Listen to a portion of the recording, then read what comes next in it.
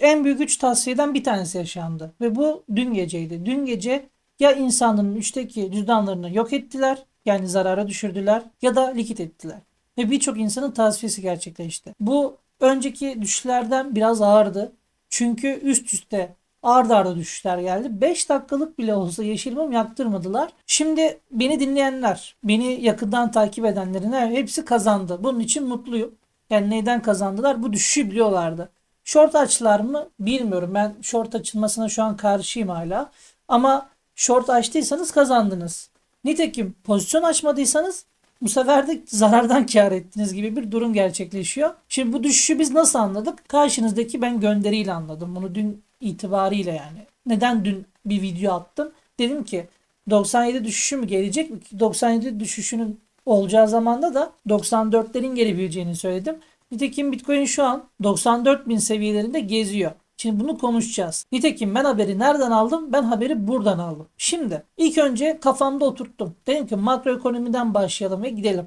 Trump ne dedi? Ben dedi vergileri arttırıyorum Kanada için dedi. Böylelikle aslında enflasyonu tetikleyici bir hareket gerçekleşti. Trump'ın bu vergi üzerine yaptığı savaş ekonomiyi kötü etkileyecek. Bundan dolayı da düşüşlerin geleceğini zaten tahmin edebiliyordum. Aynı zamanda Solana'dan böyle bir haber geldiğinde, yani işte Solana habercilerinden böyle bu ekosistemden bir haber geldi ve diyor ki Binance diyor Solana üzerinden işte manipüle ediyor ve 30 milyon dolar transfer gerçekleştirdi. Bunu da market maker'lar aracılığıyla yapıyor. Balinalar aracılığıyla yapıyor diyor. Yani piyasa yapıcılar üzerinden bir manipülasyon var diye.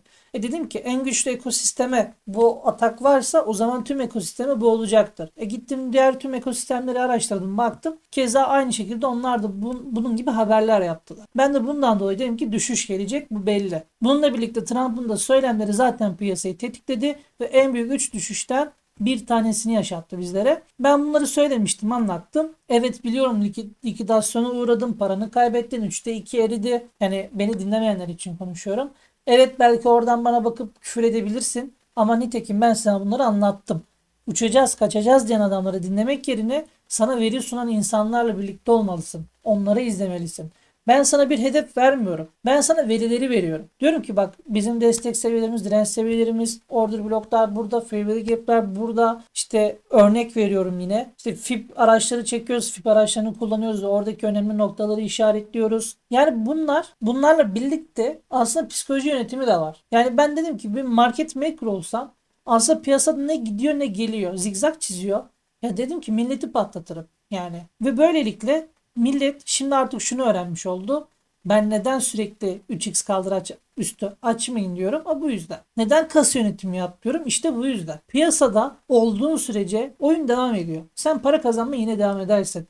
Belki 5 ay 6 ay kendini toplarsın ama bir şekilde eski parana geri kavuşursun ya da daha fazlasını da kazanırsın. Bu piyasa bunlara gebe. Bu yüzden benim sana önerim her zaman işte manipüle edilen, hacimli olan, volatiliteli olan piyasalarda 2x üstüne gitmeme ve kasa yönetimi yapma. Kasa yönetimini bilmiyorsan bak yaz diyorum, kimse bir Allah'ın kulu yazmıyor. Demek ki para kaybetmeye devam etmek istiyorsunuz. Ben oradan bunu anlıyorum. Şimdi bu haberi kapatıyorum arkadaşlar. Sizinle birlikte ne yapıyoruz? Bu arada önceki analizlerime bir bakalım. Burada akümülasyon, burada dağıtım ve burada tekrardan akümülasyon sürecine gireceğimizi söyledim. Bu uzun vade. Burada hem size bir şey öğretiyorum hem de bu olacak diyorum size. Zamanla çok takılmayın. Bu dağıtım aşaması bitecek ve biz tekrardan akümüle ve sonra manipulation askent kısmına gireceğiz. Bunu da söyleyeyim. Bu yaşanacak. Nitekim burada USD'de uzun vade analizim vardı. Ne yaptı? Yukarı bir atak yaptı. Düşünün ki daha 5.63'ü gerçekleştirmedi. Olur mu olmaz mı? Bakacağız. Ama bu ihtimal %1 bile olsa var. Tamam mı? Ben sizin gözünüzü bir korkutayım, ona göre bir işlem açın. Ben bir atak daha bekliyorum mesela. Bir düşüş daha bekliyorum. Total grafiğinde bak ne dedim? Bir düşüş gelecek. Buradaki gap'i alacak. Boşluğunu dolduracak haftalık. Ondan sonra yukarı çıkacak dedim. Bak ben bunu 28 Aralık'ta paylaştım. Tamam mı? Ve daha oraya atak yapmadı. Burada böyle ne yapıyor? Dağıtım aşamasına girmiş. Düşecek arkadaşlar. Akümülasyon sürecine aşağıda gireceğiz yani. Burada bir dağıtım, konsolide bölge var şu an. Çıkıştan sonraki yataya bağlama süreci. Düşecek, akümüle olacak, yukarı çıkacak. Şimdi bizi totalde tutan şey aslında günlük bazda işte destek direnç çizdiğimde buradaki destek tuttu bizi ve buradaki destekte 2,95 trilyon dolar. Aslında genel itibariyle piyasada şu yaşandı. Para Others'tan çıktı. Bitcoin'e gitti. Tamam mı? Tüm mevzu buydu. Paranın Others'taki paranın hacmin, tamam mı? 5'te biri 4'te biri Bitcoin'e kaydı. Total'e gitti. Peki olsa da Total 2 lanet olasısı ne yaptı onu anlatalım. Total 2 yani aslında Ethereum'u kastediyoruz. Allah'ın belası bizi 1 trilyon 0,7'nin üstünde tuttu. Şimdi ben neden geçenlerde Ethereum üzerinde kötü bir izlenim bıraktım? Ethereum'un artık nasıl söyleyeyim bir cazibesi kalmadı. Şimdi bana Sol mu desen Ethereum mu desen Sol derim artık. XRP mi desen Ethereum mu desen XRP derim. Düşünün, süründürdü milleti, XRP derim. Çünkü niye? Bir atakları var, bir gelişmişleri var. Nedir? Trump'la görüşüyorlar. Onunla birlikte aynı ekosistem içerisinde bir uyum sağlamaya çalışıyorlar. Ethereum böyle bir şey görmüyoruz. Vitalik Buterin nerede? Ethereum Vakfı sürekli satıyor. Yani böyle iş mi olur? Ben anlamıyorum. Tek alan şu an Trump, yani çok değişik. O yüzden bu Ethereum'la Total 2'yi yakında gözümün önünden çıkaracağım, atacağım, gidecek. Az kaldı. Daha biraz daha sabır ediyorum ama gidecek yani. Önümden gidecek. O level 1 kısmından alacağım onu. Şimdi Total 3'e bakarsak, Total 3'te bizi tutan yine günlük grafikte 824 milyar dolar tuttu bizi. Total 3 gerçekten Others'la birlikte çok büyük ne yaptı? Yaralar aldı. Şimdi bir düşüş daha gelebilir. Buradaki 0,5 noktasına değebilir. Bakın söylüyorum. Biz düşüşü Others ve Total 3 nezdinde yaşıyoruz. O yüzden Others ve Total 3'e odaklanın. Total'e bir şey olmaz. Neden? Bitcoin dominansını görmüyor musun? 61-75'e gelmiş. Yani zaten Bitcoin ağırlıklı bir piyasada ilerlediğimiz için Total'e çok bir şey olmaz. Hatta Total 2, Total 3 Others'tan para çıkar. Total'e girer. Tamam mı? Bu yüzden buralara odaklanın. Sizin ben biliyorum paranız burada. Burada olduğu için sizin canınız yanıyor. Bitcoin'de olsaydınız hiçbir şey olmayacak. Şimdi Others'a bakıyoruz. Others'ta bizi tutan şuradaki 221 trilyon dolar milyar dolar, özür dilerim. Bu kısım bizi tuttu. Fakat aşağı düşmeye devam edecek. Bakın tekrar söylüyorum. Bir daha salacaklar aşağı, sonra yukarı. Beklentim şu yönde. Ya bu dönüş formasyonlarını biraz konuşalım. Nasıl olabilir? Ya buradan örnek veriyorum şöyle bir aşağı toba yapabilir. Ya toba yaparak dönecek. Ya üçlü dip ya da ikili dip yaparak dönecek. Ama bunlardan toba bana daha mantıklı geliyor, onu da söyleyeyim. O yüzden ben olsam, bu piyasada market maker olsam, bir insanın psikolojisini bozacaksam, yani psikolojiye yönelik bir atak yapacaksam, ki market maker'lar buna göre yapar. İlk önce düşürürüm. Yükselişi veririm. Bir daha düşürürüm. Bir daha yükselişi veririm. Bir daha düşürür. Tekrardan çıkmasını sağlarım. Zaten topu kadar çıkarsa da şuradaki tepeyi alacaktır. Onu da söyleyeyim. O yüzden ben şunu söylüyorum.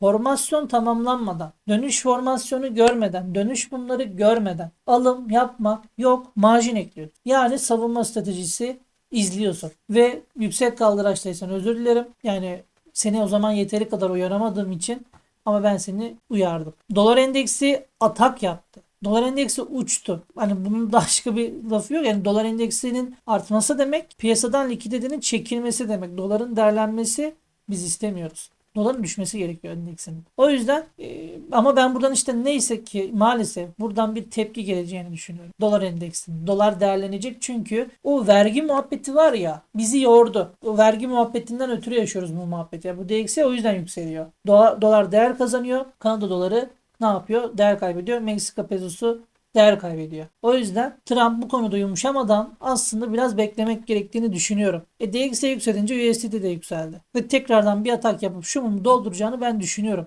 Açık konuşmak gerekirse.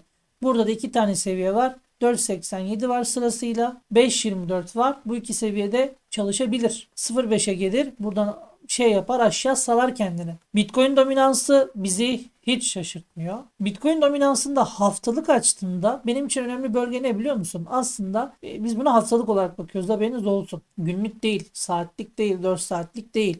Haftalık. Uzun vade bakacağım. Çünkü Bitcoin uzun vadedir, sürekli yükseliyor. Durdurağı yok. Ben artık şuna kefilim. Eğer ki ben buradaki 0.5 bölgemin altına atmazsam altcoin'lerde al sat yapma. Benim ilk önce 56'nın altında kapatmam gerek ki altcoin boğası yaşansın. Altcoin sezonu yaşansın. Şu an bariz belli ki biz Bitcoin sezonu yaşayacağız. Tamam mı? Biz altcoin sezonu yaşamıyoruz. Altcoin boğası yok. Şu an yok. Bitcoin boğası var. Bitcoin'i yaşayacağız. Bitcoin boğasını ne zaman yaşayacağız? Şubat-Mart aylarında. Şimdi Şubat-Mart aylarında biz zaten Şubat'tayız. Şubat'ın 20'si ile Mart'ın 15'i arası gibi hazine genel hesabı boşalırsa, ki boşalacağını düşünüyorum, ki hazine genel hesabı nedir bilmiyorsan bunu da yaz. Ben anlatayım sana. Bu da bir makroekonomidir. Bu hazine genel hesabı boşalırsa rahatlayacağız. Nitekim Bitcoin dominansı şunu yapabilir. Bakın burada size bir obo oluşturabilir. Şu an belli değil. Ben yukarı gideceğini hala düşünüyorum. 66'ya kadar yolu var. Yani altlar ezilecek. Zaten ne diyorum? USD dominans yükselecek. Ben Bitcoin dominansının da yükseleceğini düşünüyorum. Altlar bir tur daha ezilecek. Ama ondan sonra rahatlayacak. Bir aşağı salacak. Kendine gelecek. Bunu unutmayın. Ben bunu şimdiden söylüyorum. Yine likit olursan, intikam trade atarsan bu senin suçun. Onu da söyleyeyim. Sonra bana bunu söylemedin deme. Çünkü ben bu gece gördüğüm mesajlardan sonra bu kadar az takipçimin olmasına rağmen ya bu mesajları görüyorsam başkalarınkini düşünemiyorum. Yani bana gelen mesajlara baktığımda içler acısı. Yani bir gram laf dinlemiyorsunuz. Onu anladım yani. Bitcoin ne yaptı? Bizi 93.987 desteği tuttu. Buraların geleceğini söyledim mi? Söyledim. Geçen videoya git. Bitcoin kısmına bak. Ben bunu yazdım. 97 gelecek. Sırasıyla da 93.000, 94.000 seviyeleri var dedim. Nitekim geldi. Diyecek başka bir şey yok. Ne olacaktır? En fazla Bitcoin şu aşağıya kadar salacaktır. Salarsa buraya kadar salar. Sonra yine buradan toparlar. Bak Bitcoin toparlar. Altcoin'ler gibi değil. Bitcoin ayrıştı. Çünkü biz Bitcoin sezonu yaşıyoruz. Bitcoin buradan toparlar, tekrardan yukarı hedefler. Ama ben ilk önce bir düşüş bekliyorum. O yüzden al sat yapmalık bir durum yok. Sadece piyasayı anla, psikolojiyi anla. Burada bir gram yukarı kaldırıp yine aşağı vururlar. Bak şunu yapar. Sana 97'yi verir. Sonra yedirmez aşağı alır 89'a. Sert alır. Şu düşüşün aynısını burada da yaşarsın. Bu sefer artık komple seni bitirir. Seni komple oyundan atar. Sen malını mülkünü satar girersin ya bu piyasaya. Orada seni işte borsa paranı bekliyor gelsin diye. Belki bir süre burada yataya bağlar bu psikolojide. Senin para koymanı sağlar. Para bekler yani piyasa. Biraz daha işte der ki para gelsin de öyle alayım aşağı yukarı. Sonra bir yukarı bir aşağı seni bitirir. O yüzden savunma stratejisi izliyoruz. İntikam trade'i atmıyorsunuz sakın. Ethereum bu Allah'ın belası 4 saatlikte bunu kırdı. Tamam mı? Nitekim günlüğe baktığımızda 2532 seviyesi bizi tuttu. Bu seviyeler artık tutmazsa 2100 ve 2500 bizi tutmazsa Ethereum'a artık vedalaşacağım. Tamam, bu son raddem yani. Artık ya buradan yukarı alacak ya da hiç almasın, defolsun gitsin. Ben bu ne bekliyorum onu da söyleyeyim. Yukarı alacaklar. 2800'ü gösterip sonra aşağı alacak. Ne olacak böylece? Sol omuz oluşacak. Çok kötü değil mi? Ama bu olmayabilir. Bunun ihtimali çok az. İnşallah şu olur. Buraya gelir, yükselir, tam düşürürler. Herkesi bir tasfiye ederler. Tekrar yukarı tak tak. Umarım bu gerçekleşir. Ethereum kısmında. Ethereum'un başında kimse olmadığı için, sahipsiz olduğu için böyle düşünüyorum. Onu da söyleyeyim yani. Bir numarası kalmadı Ethereum'un. XRP bizi günlük tuttu. Onu söyleyeyim. 0.5'inden ne yaptı? Destek aldı. Sonra yukarı. Şimdi ne olacak? Yukarı alacaklar. Tekrar aşağı. Bu bütün coinlerde böyle olacaktır. Ya topu olacak ya ikili dip ya da üçlü dip. İkisinden biri. Üçünden biri. Önemli seviyeleri attım.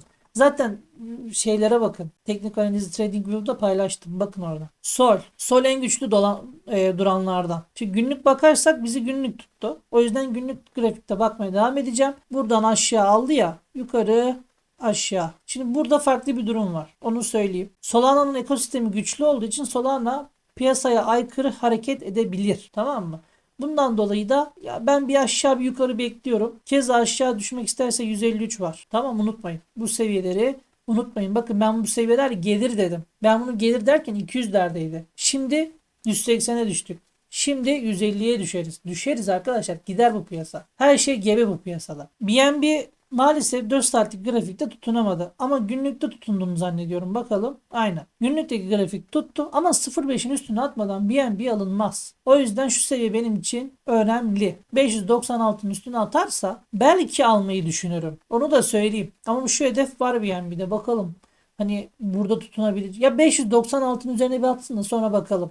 Şu an için BNB ne alınır ne satılır, hiçbir şey yapılmaz. Onu da söyleyeyim. Doge en çok düşenlerden bir tanesiydi. Nitekim söylediğim seviyeler tuttu. Bu 4 saatlik değil, günlük analiz sanırım. Aynen. Günlük analiz. Yani kısa vade bakmıyoruz. Günlük bakıyoruz. Şimdi buradan yukarı alırlarsa, şunun üstüne atarlarsa o zaman Doge'ye bakalım. Şu an buraya bir alarm atın ve bekleyin. 0.5'in üzerine batsın, sonra konuşuruz. Şu an çok fazla analiz yapılacak bir durum yok.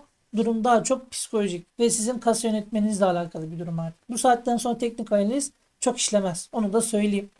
Manipülasyon zamanları. Bol bol manipülasyon yapacaklar. Ondan sonra yeni bir boğa süreci gelecek. 1-2 ay sürecek. Çok fazla değil. O rally çok uzun sürmeyecek. O yüzden elinde çok fazla coin tutmaman gerekiyor. Olabildiğince o 1-2 ayda sat çık. Yani karını al. Belli bir hedef koy. Çok açgözlü olmamalısın. Hedefini gel, sat, çık. Ondan sonra yazın bekle. Hiçbir şey yapma. Ciddi söylüyorum, yazın bir ayı dönemi gelecek. O ne demiştik? Sana ben bir tane yer göstermiştim. Neydi? Distribution. Dağıtım aşaması. Ondan sonra akümülasyon sürecine gireceğiz düştükten sonra. Sonra tekrardan yukarı çıkacağız. O da bizim ikinci boğamız olacak. Şu an durum böyle maalesef. Dikkat edin. Bu seviyelere dikkat edin. Bu seviyeler geçilirse, bak bu seviyeler çok önemli. Ben şu an size sadece destek direnç çizebilirim. Formasyon çalışmaz şu an. Ve bu destek dirençler kırılıyorsa bir ki burada çok önemli olaylar oluyor. Benim destek dirençlerim iyidir. Güzel çizerim. Burada da keza gördünüz. Geçenki videoya bak, oradan da anlarsın. Son durum bu. Beni takip etmeyi unutmayın. Abone olmayı unutmayın. Destek olun ve yorum atın bir zahmet. Şu videoyu da beğenin. Tamam mı? Size bu kadar yardımcı oluyorum. Ve dünkü mesajlardan sonra artık bunu yapmam gerektiğini de anladım. Kendinize iyi bakın. Hoşça kalın arkadaşlar.